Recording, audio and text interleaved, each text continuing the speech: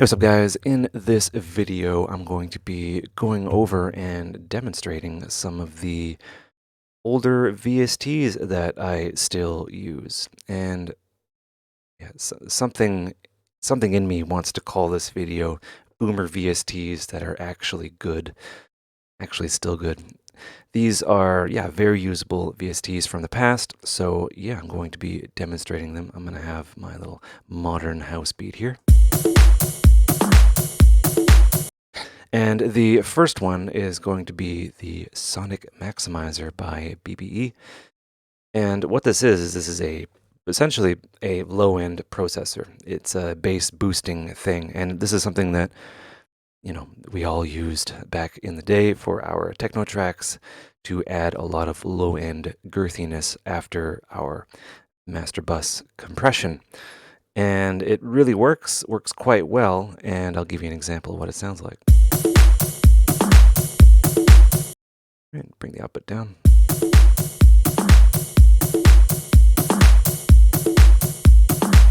Right, and then we have the center frequency. So it splits it up into two bands. There's the low contour and then the high end.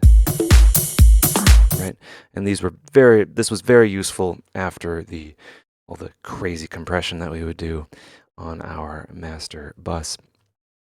It would perceivably take away a lot of the low end. We could add back in with this, and then we would limit, and it sounded quite good. And this is, still around, and you can get it in hardware or a software unit, which is quite nice. So that would be the Sonic Maximizer by BBE. Next up is one of the most boomer VSTs, and that is Vintage Warmer. And we're going to be using Vintage Warmer 2 just for its fatness. And what this is no one really knows. You can look it up, and no one knows how this thing really works. The manual is kind of unclear and cryptic. But what it does is it limits, it does tape compression, and there's EQ, and there's all sorts of fun stuff. Typically, this is used quite a bit on drums and other buses. I use this as a way to kind of, I won't say glue things together, but I used it as a way to kind of make the limiter not work as hard. So I'd have this before the limiter or the maximizer or whatever, and it would sound great. Another common trick would be to have a little bit of clipping before your limiter, so it doesn't have to work that hard. It kind of catches everything. Multiple stages, very well understood, explained a lot, but this is essentially what you would use it for. Right, and I would just mush it. Right, just a little bit of drive would send you a long way. And you could add a little bit of low end, which is pre-drive as far as I know. And then there's this awesome fat mode. And then you can set it up into multiple bands, which would give you a different feel.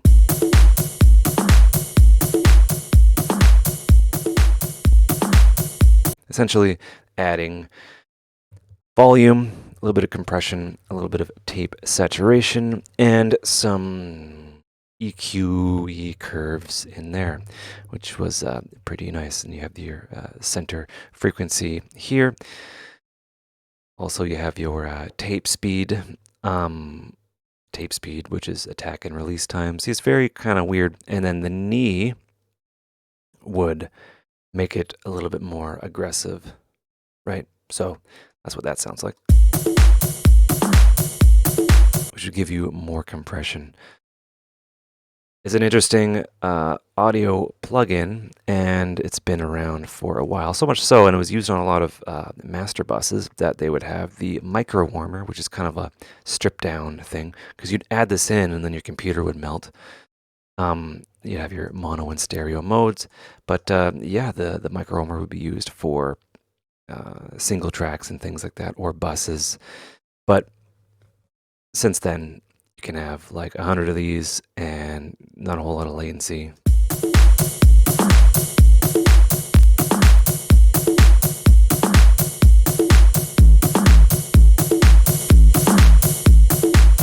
would sound really good on drums, things like that. And that is the PSP Micro Warmer, the boomerest of boomer VSTs right there. Next up is a close second, which is the CLA2A.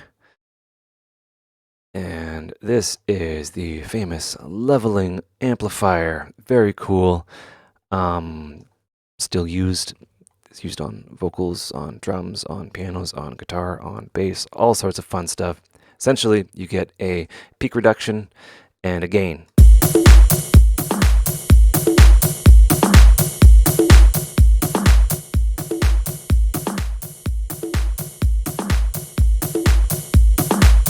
Right, and that's the CLA2A, which is based on the LA2A by a bunch of people.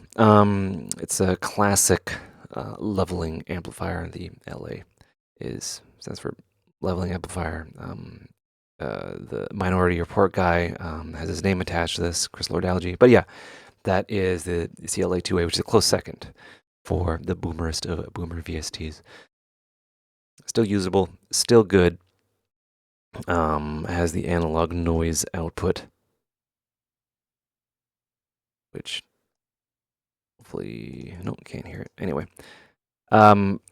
yeah, so yeah, and the nice little VU meter display, very neat. Okay, next up is the L2. So remember I was saying that I would have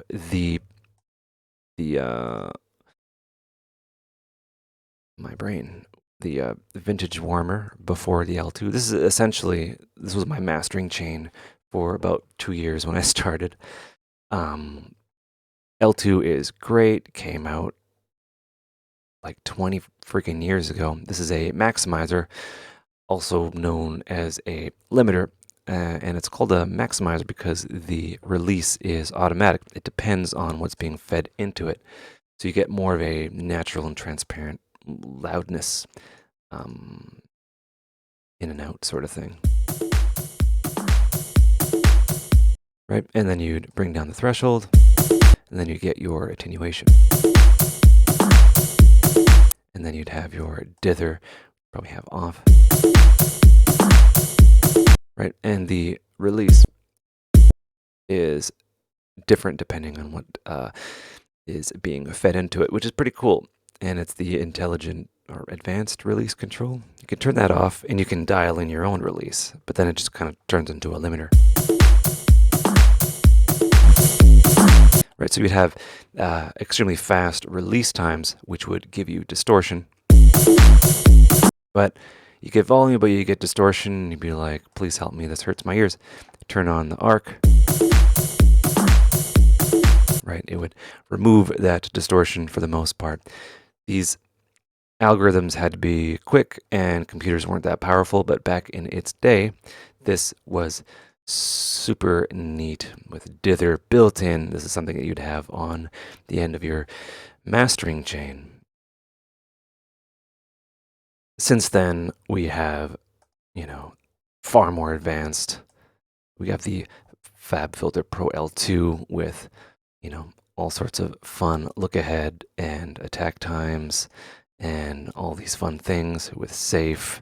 So controlling the attack time, and then all sorts of, different algorithms that will, that can apply to many different styles of music, plus true peak limiting to mitigate intersample peaks. The L2 would have a lot of intersample peaks, so the output ceiling, you would set it to a safe -1. You don't need to do that anymore.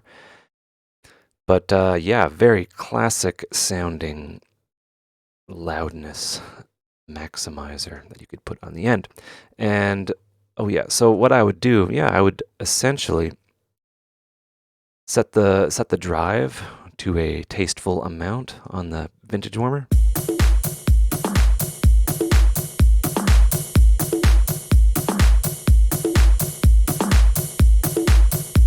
And then I'd bring the threshold down. And you get that cool kind of pumping, and you'd get volume.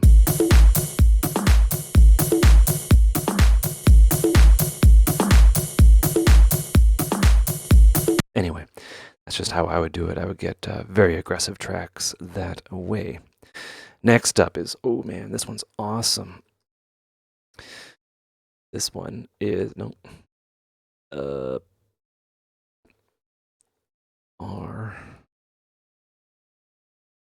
Comp. I really have to search for it. Vox. R compressor. So this is one that was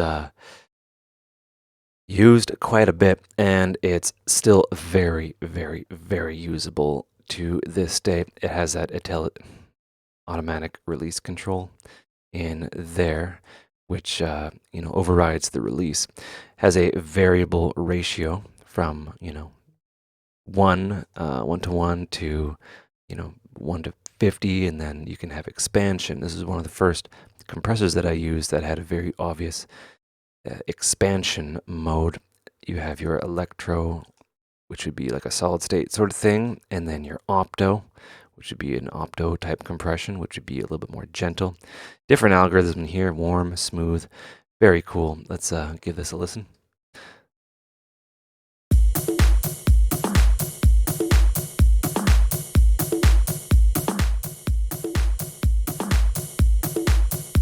Right, really kind of ride the audio. But then you can have expansion.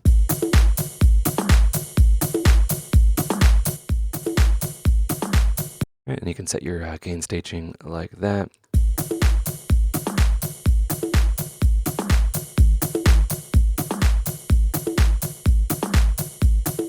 Right, and you can dial some things in with that. It was very, very well optimized for the CPU that I had in the day, and really good kind of visual feedback, and very useful even today. It's I don't know how I would describe it. I think I could essentially describe it as a aggressive. It has a vibe to it. That's all I'll say. It has a vibe to it, and it sounds pretty good. And just how the ratio is a slider up and down with the gain and the threshold and all that fun stuff, plus all of the different algorithms underneath. Very useful. The Renaissance compressor stereo. Next up is, very 80s. Didn't come out in the 80s, but this is the SSL Comp. So this has been essentially superseded by the glue compressor in Ableton.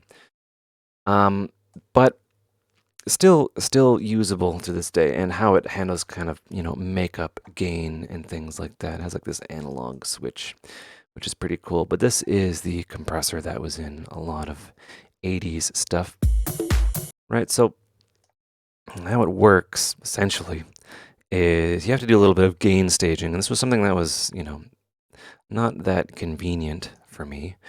So you kind of had to lower the gain being fed into it. And then you'd have to kind of do that because the compressor would trigger with things kind of close to unity. And you just bring the threshold down. And that release is a little too slow.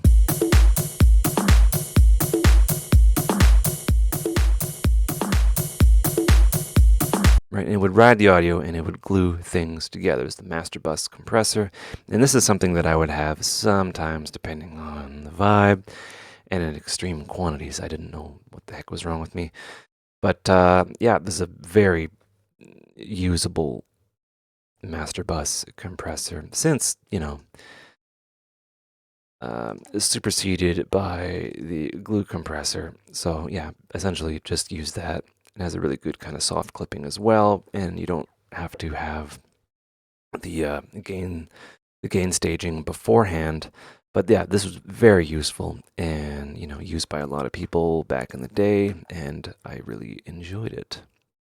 Next up, the last one.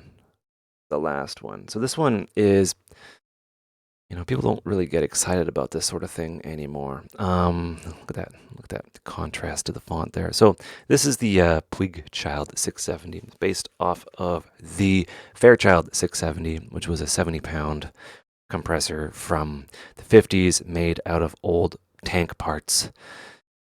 I think there's only 7 left in the world that are actually working, and they take about a day to warm up. And, these are very interesting compressors. That's what they are, but they're all tube designed, and they're prone to catching on fire and stuff like that. And if you're ever around one, don't look at it, don't touch it, because they need to be repaired. Anyway, so this was one of those compressors that they would put before the mastering process, before they'd actually put it on a lacquer thing. And yeah, it would add this really nice compression to it. And people have since used it for, vocals and stuff like that. It's really cool. So how it works is you have just an input and a threshold and an output. And right now it is pretty intense. So the threshold, as you increase this, will boost the gain essentially within it. And there's different time constants. So each one of these is a different attack and release, and each setting has I guess a different kind of modes and material that would be appropriate to it. So this one's pretty fast. And then there's one that's a little bit slower.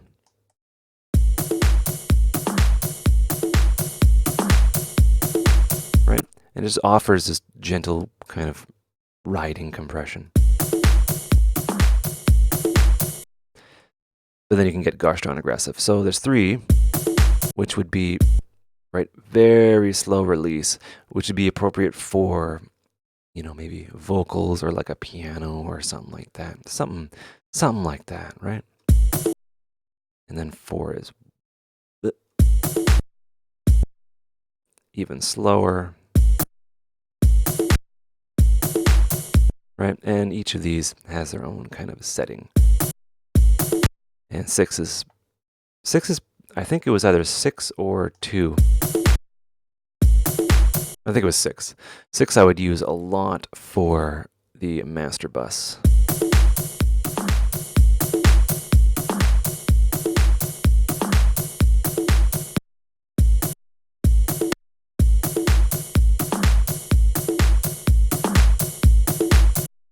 That might be a little bit too. I think it was 2 actually.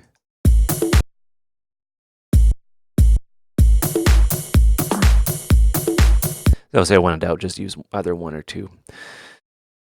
Cool thing that you can do is you can link them together, which is like a mono kind of the function, or you can have them kind of separate, which you might want for stereo material, depending on what you're doing.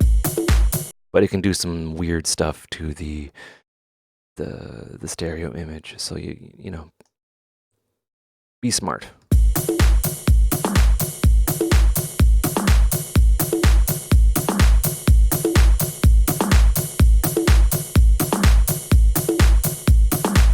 Right, so you get more of a gentle kind of stereo image compression.